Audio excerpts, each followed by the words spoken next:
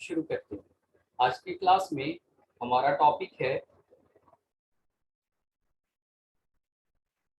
Inverse of a matrix. तो सबसे पहले हम लोग ये समझने की कोशिश करेंगे कि मैट्रिक्स का इनवर्स होता क्या है और उसके बाद इसे किन किन तरीकों से फाइंड करते हैं, उन तरीकों के बारे में हम लोग पढ़ेंगे। तो इनवर्स के बारे में देखा जाए, सबसे पहले ये बात समझ लें कि सिर्फ और सिर्फ स्क्वायर मैट्रिसेस के ही इनवर्स एग्जिस्ट करते हैं। Only the square matrices have inverse.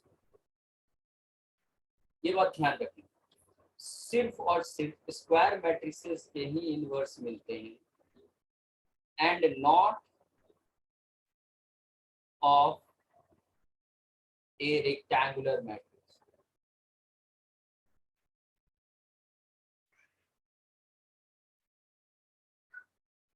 सिर्फ इनवर्स मिलता है स्क्वायर मैट्रिसेस का, रेक्टेंगुलर मैट्रिसेस का इनवर्स नहीं मिलता। अब इसके मतलब को समझे हम लोग थोड़ा सा।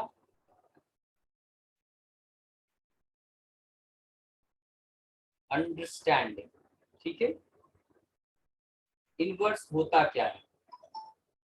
सबसे पहले हमें एक स्क्वायर मैट्रिक्स लेना पड़ेगा। सपोज कर ले कि ए एक मैट्रिक्स है, स्क्वायर मैट्रिक्स।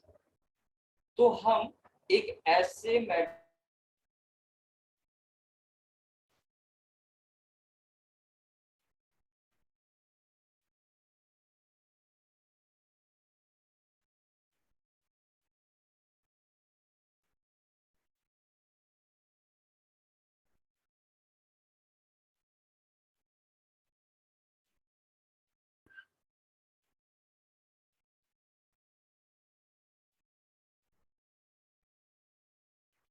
तो अभी हम एक ऐसे मैट्रिक्स के बारे में जानना चाहेंगे। सुन ले, मान लेते हैं हमारे पास एक स्क्वायर मैट्रिक्स ए है। तो हम एक ऐसे मैट्रिक्स को ढूंढेंगे जिसको ए से मल्टीप्लाई कर देंगे तो आइडेंटिटी मैट्रिक्स आई बन जाएगा। आइडेंटिटी मैट्रिक्स आई।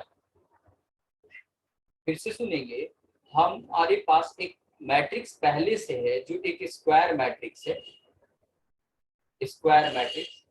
तो हम एक ऐसे दूसरे मैट्रिक्स का जिक्र करेंगे यहाँ जिसको ए से मल्टीप्लाई कर दें या जिसको ए में मल्टीप्लाई कर दें तो रिजल्ट आइडेंटिटी मैट्रिक्स बन जाए।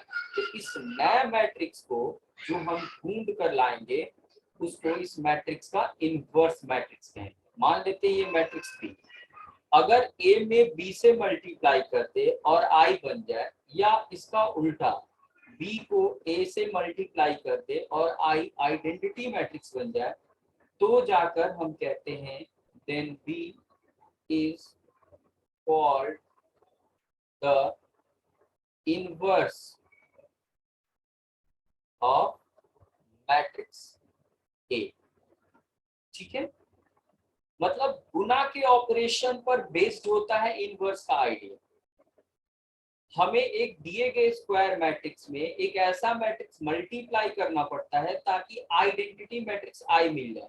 अगर ऐसा पॉसिबल है तो इस नए मैट्रिक्स को, जिसे इस बॉक्स में लिखा गया है बी नाम से, उसको ए का इनवर्स कहते हैं and is denoted as A inverse.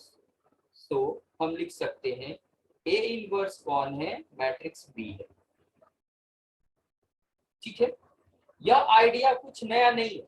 अगर हम पीछे के क्लासेस में पढ़े हुए चीज को थोड़ा रिमाइंड करें तो वहां भी इस तरह की के क्वांटिटी को पता करने के लिए हमें कहा गया था। जैसे मान लीजिए हम आपसे पूछ रहे हैं नंबर सिस्टम में कि 2 नंबर में क्या मल्टीप्लाई करें कि 1 बन जाए। इसी तरह से 3 में क्या मल्टीप्लाई करें कि 1 बन जाए। इसी तरह से 5/4 में क्या मल्टीप्लाई करें कि 1 बन जाए। और डेफिनेटली आपका जवाब होगा 2 में 1/2 अगर मल्टीप्लाई करते हैं तो 1 बनेगा।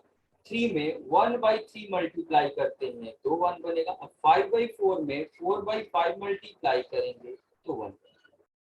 ये जो सेकेंड नंबर्स हैं यही पहले वाले नंबर के का मल्टीप्लिकेटिव इनवर्स कहे जाते हैं।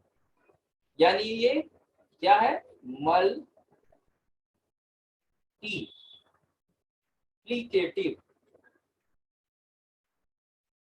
Inverse of the previous number, मतलब मल्टीप्लिकेटिव इनवर्स। दैट मीन्स ये मल्टीप्लिकेशन के ऑपरेशन के रिस्पेक्ट में मिलता है क्वांटिटी, जिसे मल्टीप्लिकेटिव इनवर्स कहते हैं। और मैट्रिक्स में भी हम यही ढूंढ रहे हैं। इनवर्स ऑफ ए मैट्रिक्स का मतलब हो गया मल्टीप्लिकेटिव इनवर्स को ढूंढना, यानी गुना के ऑपरेशन पर बेस्ड ये मैट्रिक्स होगा हमारा मल्टीप्लिकेटिव इनवर्स। जो इनवर्स हम सिंपली बोल रहे हैं उसे आप मल्टीप्लिकेटिव इनवर्स बोलो। और इसी कारण से हमने यहाँ आपको पूछा कि ए मैट्रिक्स में अगर हम एक दूसरे मैट्रिक्स बी से मल्टीप्लाई करें और वह आई बन जाए तो फिर इस दूसरे मैट्रिक्स को क्या कहेंगे। तो हम इस दूसरे मैट्रिक्स को पहले मैट्रिक्स का इनवर्स बोलते हैं। ठीक है, ये है इनवर्स का आइडिया। इसे डिनोट करते हैं ए के ऊपर -1 लिखकर, जिसे पढ़ते हैं ए इनवर्स। इसे पढ़ते हैं ए इनवर्स या इनवर्स ऑफ ए इनवर्स या इनवर्स ऑफ ए। इसी दूसरे मैट्रिक्स बी को पता करने के तरीके को ढूंढना है बाबू। इसी दूसरे मैट्रिक्स बी को यानी ए इनवर्स को पता करने के तौर तरीके को यहाँ पढ़ना है। तो चलिए अगले पेज पर हम उसके बारे में जानकारी हासिल करते हैं। क्या बेस, हम उन रास्तों को यहाँ ढूंढने जा रहे हैं। Ways to find inverse of a square matrix. Ways to find the inverse of a square matrix. तो 3 तरीके हैं। पहला एलिमेंट्री ट्रांसफॉर्मेशन का तरीका, जो प्रेजेंट एक्सरसाइज में हमें पढ़ना है। एलिमेंट्री ट्रांसफॉर्मेशन का तरीका। दूसरा है एडज्वाइंट का यूज करके हम इनवर्स पता करेंगे। और तीसरा है पॉलिनोमियल इक्वेशन का प्रयोग करके, polynomial equation in matrix form.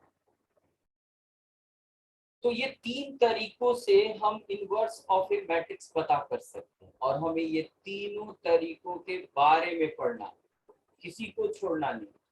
अभी करेंट एक्सरसाइज में हम लोग पहला तरीका सीखने और समझने जा रहे हैं।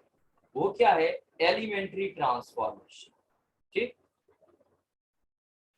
आगे बढ़ते हैं और एलिमेंट्री ट्रांसफॉर्मेशन के बारे में समझने की कोशिश करते हैं। यही ट्रांसफॉर्मेशन के बारे में जो बताया जाएगा और जो वर्किंग आइडिया आपको दिया जाएगा, उसी के बेसिस पर आप करंट एक्सरसाइज, प्रेजेंट एक्सरसाइज में दिए गए प्रॉब्लम को सॉल्व कर पाए। तो चलते हैं हम लोग वापस। आई क्या है हेडिंग, फाइंडिंग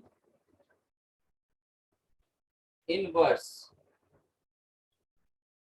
नहीं, इससे पहले हम लोग एलिमेंट्री ट्रांसफॉर्मेशन के बारे में ही सीखे। तो क्या है एलिमेंट्री ट्रांसफॉर्मेशंस और ऑपरेशंस, दोनों ही नामों से जानते हैं हम लोग। एलिमेंट्री ट्रांसफॉर्मेशंस और ऑपरेशंस।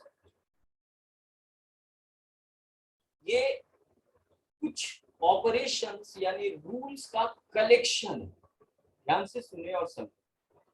जिस हेडिंग को हम डिस्कस करने जा रहे हैं वह कुछ रूल्स का एक कलेक्शन है जो हमें ये समझाता है या बताता है या सिखाता है कि किस तरह से दिए गए किसी मैट्रिक्स के रो के अलॉन्ग में मेंबर्स को बदल सकते हैं या कॉलम के अलॉन्ग में मेंबर को बदल सकते हैं।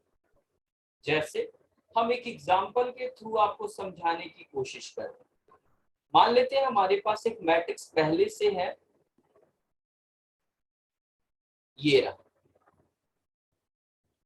और हमें इस मैट्रिक्स को चेंज कर देना है एस से। जरा केयर करें एग्जांपल पर, ध्यान से देखें इन एग्जांपल को। जहां 4 है वहां 1 आ चुका है, यानी ये मेंबर बदला। जहां 2 है वहां 0 आ गया है, यानी ये भी मेंबर बदला। उसी तरह से 3 की जगह 0 आया और 5 की जगह यहाँ 1 आया। ये जो एरो मार्क है ये बता रहा है कि ये इसमें ट्रांसफॉर्म हो गया है, लेकिन कैसे? यही चीज, यही ट्रांसफॉर्मेशन हमें यहाँ सीखना है, जिसे एलिमेंट्री ट्रांसफॉर्मेशन या ऑपरेशन का तरीका है। ध्यान से सुनिए, क्या करना है उस चीज के बारे में बता रहे। हम जो पढ़ने जा रहे हैं, जिसका हेडिंग, जो हेडिंग ऊपर लिखा हुआ है, उसकी सहायता से दिए गए किसी मैट्रिक्स के मेंबर्स को बदलकर नए मेंबर्स ला सकते हैं। और इसी को सीखने के लिए हमें पढ़ना पड़ता है, इसी को जानने के लिए, यही काम करने के लिए हमें पढ़ना पड़ता है एलिमेंट्री ट्रांसफॉर्मेशन। यानी एलिमेंट्री ट्रांसफॉर्मेशन क्या करता है? Used to change the members of a matrix row wise or column wise, row wise और कॉलम वाइज। या तो हम कॉलम वाइज आगे बढ़ते हुए और मेंबर को बदलेंगे, या रो वाइज। तो ये काम करने के लिए, जैसे रो के अलॉन्ग में मेंबर को बदलना है तो उसके लिए 3 नियमों का एक सेट है।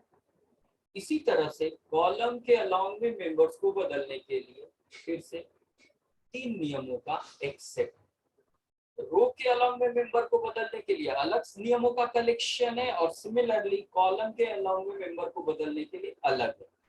उन्हीं को पढ़ना। तो अगले पेज में हम लोग उनको पढ़ेंगे। ठीक, चलिए आगे बढ़ते हैं, देखते हैं क्या है हमारा यहाँ पर। अगर हम रो के अलॉन्ग में मेंबर को बदलते हैं तो उसे कहते हैं एलिमेंटरी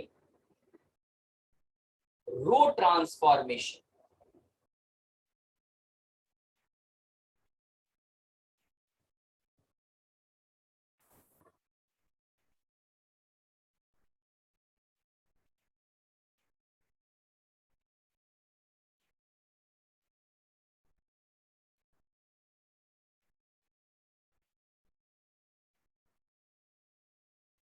ठीक है, और अगर हम कॉलम के अलॉन्ग में मेंबर को बदलना चाहते हैं तो उसे कहते हैं एलिमेंट्री कॉलम ट्रांसफॉर्मेशन। तो चलिए बारी बारी से उन रूल्स को देखें जहां हम लोग रो के अलॉन्ग या कॉलम के अलॉन्ग में मेंबर्स को बदलना सीखेंगे। पहला नियम सिंबॉलिकली लिखा जा रहा है, जिसमें हमें ये बताया जाता है कि हम किसी मैट्रिक्स के 2 रोज को आपस में अदला बदली कर सकते हैं, यानी इंटरचेंज कर सकते हैं। 2 अलग अलग रोज को, I is not equal to J। फिर से सुनेंगे, हम यहाँ पहला नियम सीखने जा रहे हैं जिसमें हमें ये फ्रीडम दिया जाता है कि हम किसी दिए गए मैट्रिक्स के दो रोज को, अलग अलग रोज को आपस में अदला बदली कर सकते हैं, जिसका सिंबॉलिक रिप्रेजेंटेशन यहाँ आपको नंबर 1 में दिखाया गया। Are I double arrow mark है यहाँ आर जे, मतलब जो आर आई रो है उसको आर जे रो के साथ इंटरचेंज कर रहे हैं। इसे क्लियरली समझने के लिए आपको एग्जांपल देखना चाहिए। चलिए 1 2 3 4 5 6 7 8 9 ये है हमारे पास। अब हम इसे बदल रहे हैं। बदलने के लिए हमें डिसाइड करना पड़ेगा किन दो रोज को आपस में अदला बदली करना है। तो मान लेते हैं हम पहला रो और तीसरा रो को अदला बदली करना चाहते हैं, इंटरचेंज करना चाहते हैं। तो ऐसे लिख दिया हमने। और देखिए पहला और तीसरा इंटरचेंज होगा तो पहले की जगह तीसरा रो लिखेंगे, दूसरा रो अपने जगह पर रहेगा और पहला रो तीसरे की जगह लिख देंगे।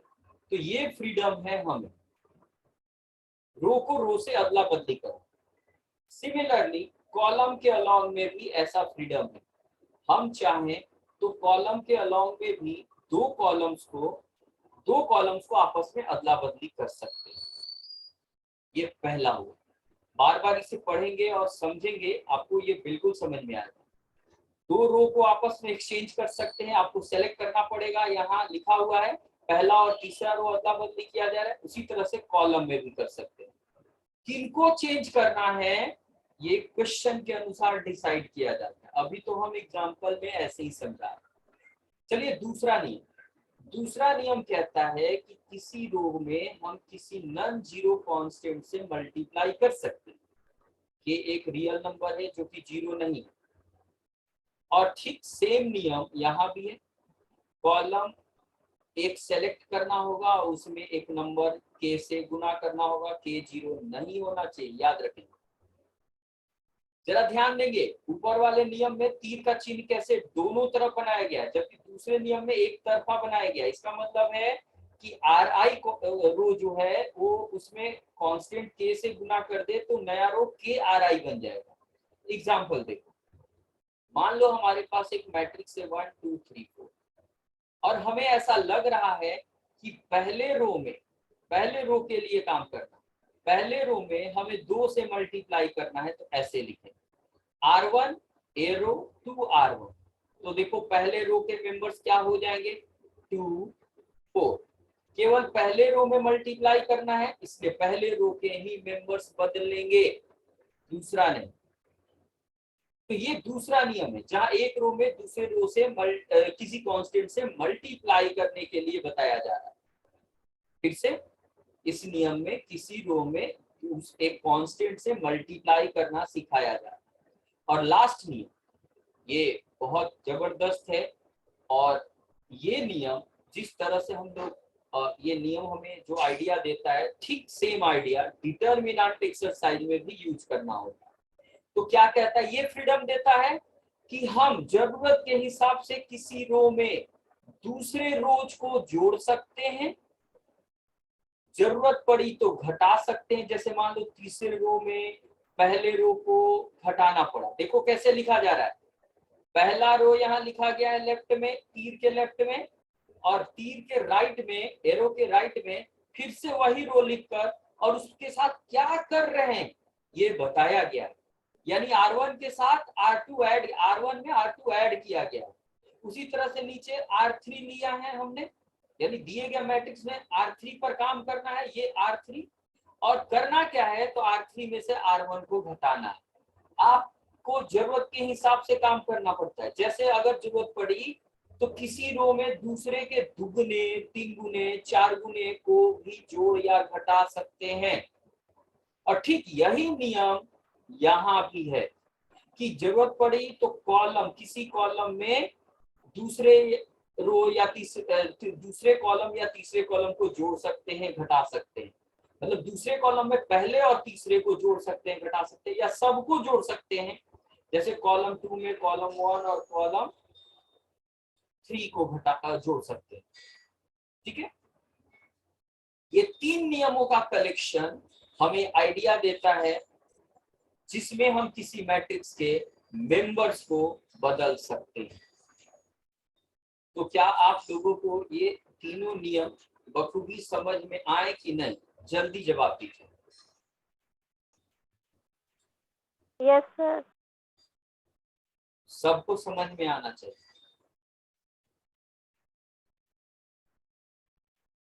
थोड़ा आवाज का इश्यू हो सकता है, बट वीडियो रिकॉर्डिंग तुरंत हम अपलोड कर देंगे, ठीक है?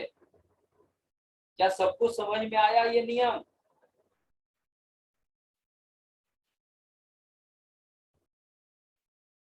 जवाब नहीं दे रहे हैं आप लोग।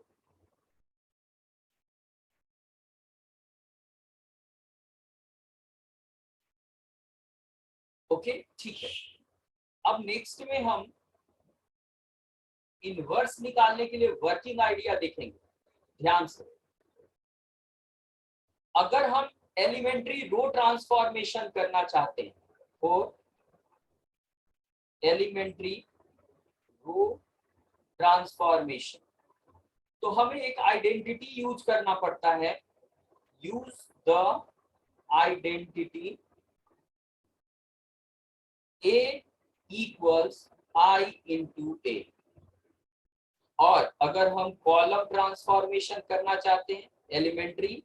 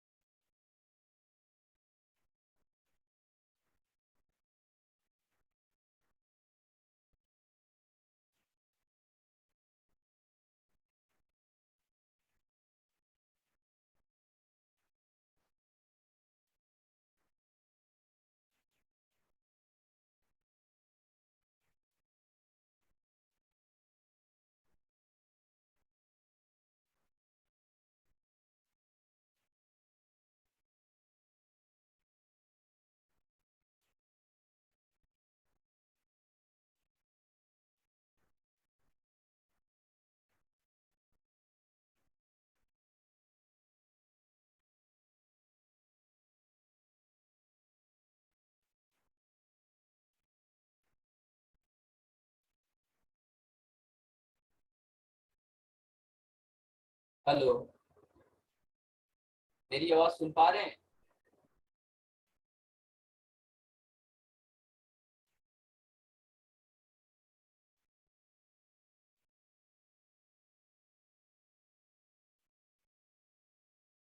टाइम अप हो गया है, ठीक है।